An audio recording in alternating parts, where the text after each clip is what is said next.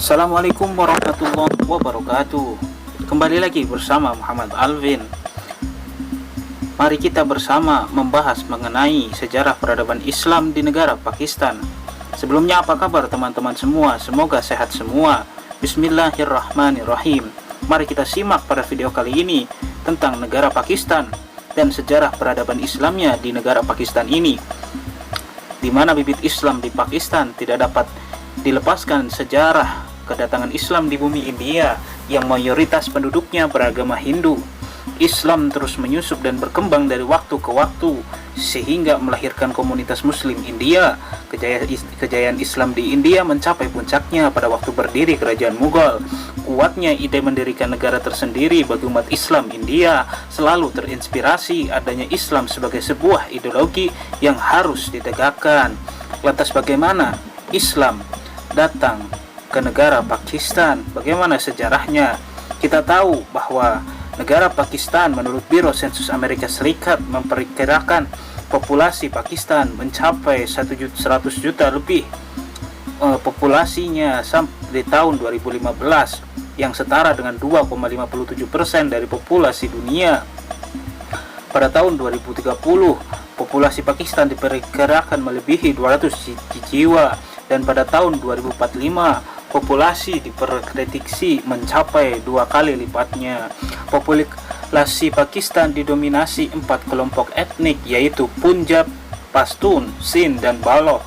Suku bangsa terbesar di Pakistan adalah Punjab dengan jumlah 78 juta jiwa, setara dengan 45%. Kalau daerah Pashtun adalah kelompok etnik terbesar kedua dengan jumlah 29,3 juta jiwa, setara dengan 15,42%.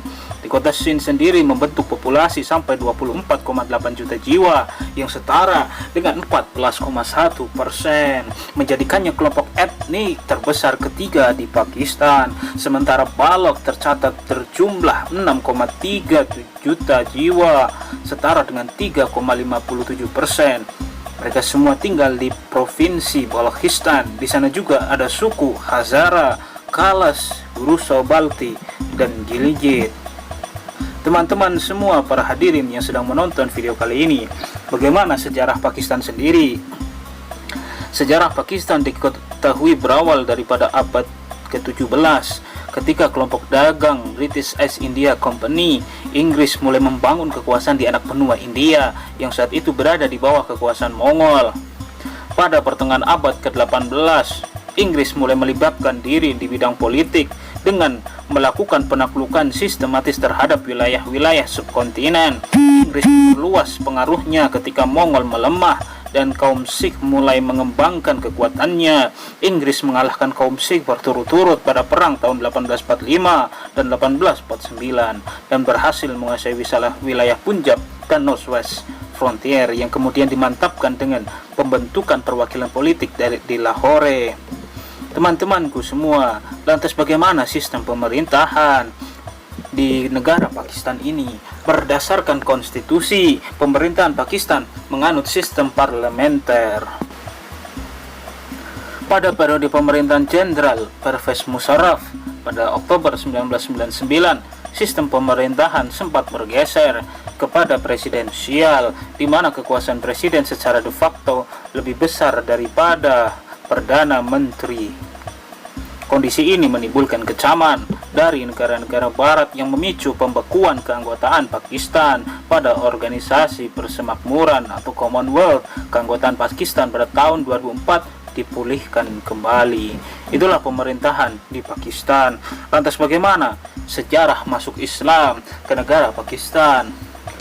Bermula dari kaum muslim di masa pemerintahan dinasti Umayyah melakukan ekspansi ke daerah Sindhi yang sekarang menjadi Punjab. Ekspansi ini terjadi ketika Raja Al-Walid I mengutus Muhammad bin Qasim. Daerah tersebut diperintah oleh keluarga Brahmana, kasta tertinggi bagi masyarakat Hindu, dan agama rakyat umumnya adalah Buddha. Pembentuk pemukiman dan pemerintahannya terjadi saat orang-orang Ghaznawi mendirikan Lahore sebagai ibu kota pada tahun 1021. Islamisasi yang sesungguhnya di negeri itu, yaitu Punjab, dilancarkan oleh Mahmud Ghaznawi, penguasa daerah kecil Turki di Afghanistan. Ghaznawi mendapat kesempatan melakukan ekspedisi dalam rangka islamisasi di daratan India ketika kerajaan Samaniyah di Khurasan dan Transoxiania runtuh. Mahmud Ghaznawi mengalahkan raja-raja Hindu dan Punjab pada tahun 1005.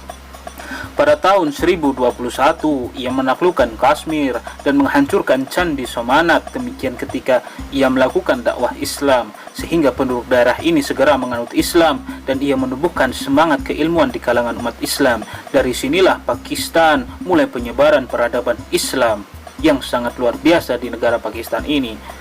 Selanjutnya di abad ke-13, ekspansi Islam berlanjut dan mencapai puncaknya pada dinasti Mughal. Menurut Harun Nasution, kerajaan Mughal didirikan oleh orang-orang yang berasal dari Asia Tengah yang berlainan bangsa dan agama dengan orang Hindu. Mayoritas rakyat kerajaan Mughal memeluk agama Hindu, sehingga dinasti asing ini tidak mudah diterima oleh penduduk asli.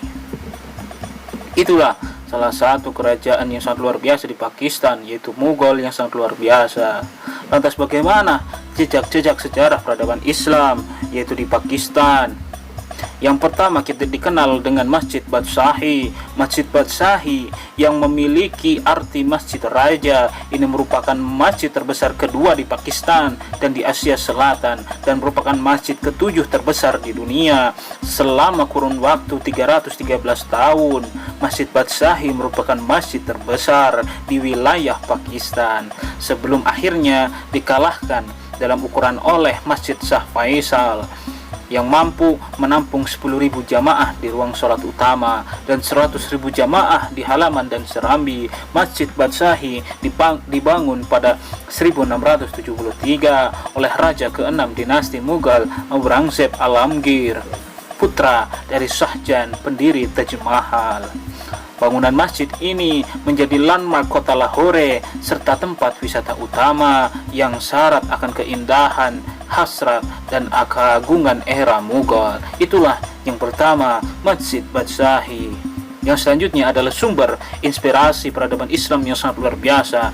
Pakistan dikenal oleh dunia luar akan keislamannya. Pakistan menjadi sumber inspirasi peradaban Islam karena di sana telah lahir kekayaan intelektual Islam dengan kelahiran kaum nasionalis, tradisional, fundamentalis, dan kaum modernis.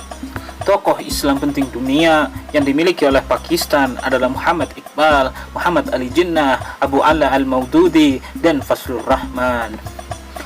Yang selanjutnya, tumbuh suburnya madrasah-madrasah dan masjid-masjid yang dijadikan pusat kegiatan intelektual dan keagamaan. Di Pakistan terdapat sekitar 200.000 masjid yang menjadi pusat, yaitu 350.000 fungsionaris religius seperti imam, khatib, dan khadim. Tidak seperti kebanyakan negara muslim di Timur Tengah, jaringan masjid dan madrasah di Pakistan bergerak di luar kendali pemerintah dengan otonomi penuh, dan biasanya dalam desa kecil yang tidak memiliki gedung publik, masjid biasa dijadikan forum mendiskusikan isu-isu publik. Itulah dari jejak sejarah peradaban Islam di Pakistan. Yang selanjutnya ada tokoh-tokoh dan organisasi Islam di Pakistan. Yang pertama ada Muhammad Iqbal. Muhammad Iqbal sendiri lahir di Sialkot, sebuah kota tua yang memiliki sejarah di perbatasan Punjab Barat dan Kashmir. Mengenai kapan ia lahir, dari berbagai sumber ada yang mengatakan tahun 1873, 1876, dan 1877. Muhammad Iqbal sendiri, ia lahir dari keluarga yang memiliki latar belakang yang miskin namun taat beribadah. Ayahnya yang bernama Syekh Muhammad Nur, ayahnya adalah seorang sufi, ibunya bernama Imam Bibi. Muhammad Iqbal sendiri dapat melanjutkan pendidikan dengan baik karena ia mendapatkan bantuan beasiswa. Sejak kecil, ia mendapatkan bimbingan langsung dari sang ayah, Syekh Muhammad Nur, dan Muhammad Rafiq, kakeknya. Itulah Muhammad Iqbal, salah satu tokoh Islam di Pakistan. Yang selanjutnya adalah Shah Ali Jinnah. Ali Jinnah sendiri lahir di Karachi tahun 1876 di tanggal 25 Desember. Ia lahir dari keluarga yang hidup sebagai pedagang.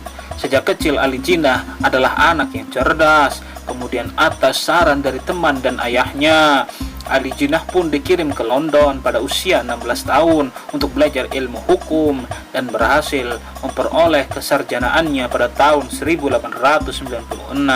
Setelah itu ia kembali ke India dan bekerja sebagai pengacara di Bombay, dan ia pun menjadi orang yang terhebat di negara Pakistan ini sebagai tokoh Islam yang sangat luar biasa. Lantas bagaimana organisasi Islam di Pakistan? Yang pertama ada Liga Muslim. Liga Muslim sendiri dipimpin oleh pemuka agama Islam dan Muhammad Ali Jinnah yang telah menyatukan visi mereka tentang Pakistan dalam bentuk negara Islam. Jinnah telah mengembangkan hubungan yang dekat dengan para ulama ketika ia meninggal. Cendekiawan Islam Maulana Sabir Ahmad Usmani menggambarkan Jinnah sebagai muslim terbesar setelah Aurangzeb, Kaisar Mughal, dan juga membandingkan kematian Jinnah dengan wafatnya Nabi Muhammad. Usmani meminta bangsa Pakistan untuk mengingat pesan Jinnah tentang persatuan, iman, dan disiplin, serta bekerja memenuhi mimpi sang pendiri. Yang selanjutnya ada Ahmadiyah. Kelompok ini kelompok minoritas yang ada di Pakistan pada tahun 1974. Pemerintah Pakistan mengamandemenkan konstitusi untuk mendefinisikan seorang muslim sebagai seorang yang yakin bahwa Muhammad adalah nabi terakhir, sehingga secara teknis pengikut Ahmadiyah dinyatakan non-muslim. Pengikut Ahmadiyah percaya pada Nabi Muhammad sebagai nabi yang terbaik dan pembawa Islam terakhir, serta Mirza Ghulam Ahmad sebagai penyelamat umat Islam. Yang selanjutnya ada non-denominasi. Sekitar 12% Muslim Pakistan menggambarkan diri mereka sendiri atau memiliki keyakinan sebagai Muslim non-denominanis, yang dimana mereka memiliki perbedaan ibadah yang dihati-hatikan atau diabaikan yang sangat luar biasa. Itulah beberapa tokoh-tokoh dan organisasi Islam di negara Pakistan. Para hadirin yang berbahagia, yang selanjutnya kehidupan umat Islam kontemporer di Pakistan. Karakteristik masyarakat Pakistan pada umumnya ramah dan mudah bergaul. Kalangan media cetak dan elektronik dapat menjadi mitra kerja. Potensial dalam memperluas diseminasi informasi mengenai Indonesia, instansi pemerintah, lembaga pendidikan dan lembaga kebudayaan, serta beberapa persona penting lainnya cukup kooperatif untuk melakukan kerjasama di bidang sosial dan budaya. Itulah orang-orang Pakistan. Mereka ramah dan mudah bergaul sehingga mampu dengan Indonesia untuk bekerja sama bidang sosial maupun budaya.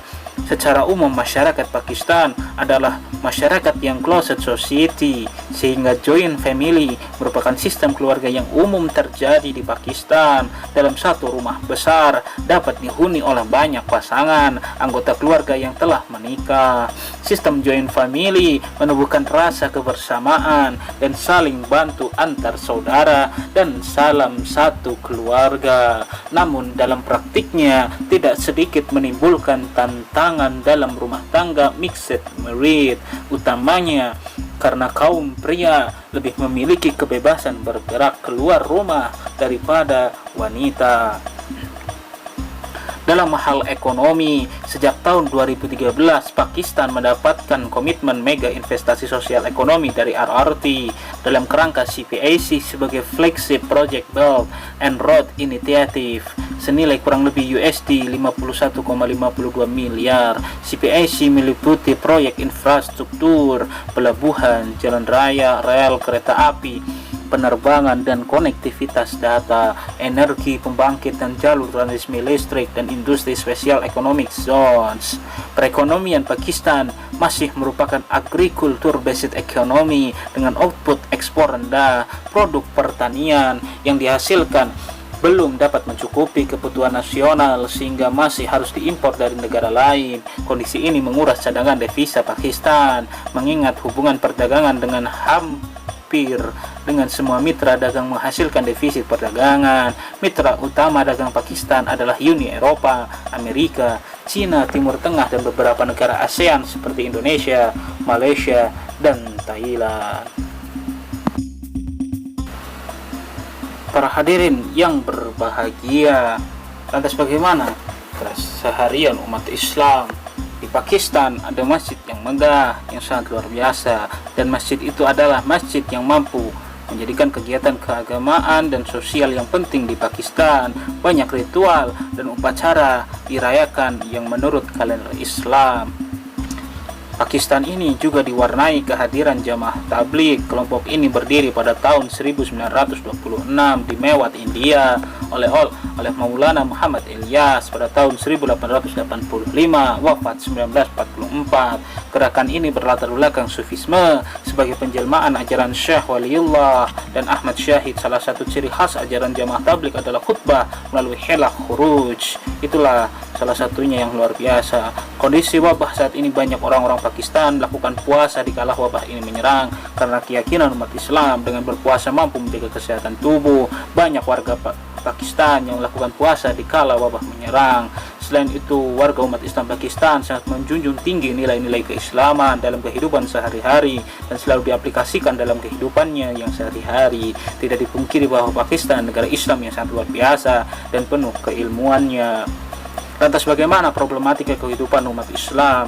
Bisa dikatakan komunitas Muslim dan Kristen bisa hidup berdampingan secara harmonis, namun kadang ada hubungan baik ini terganggu ketika muncul kasus penistaan agama yang sering berujung dengan serangan terhadap warga Kristen, biasanya dilakukan oleh Islam garis keras.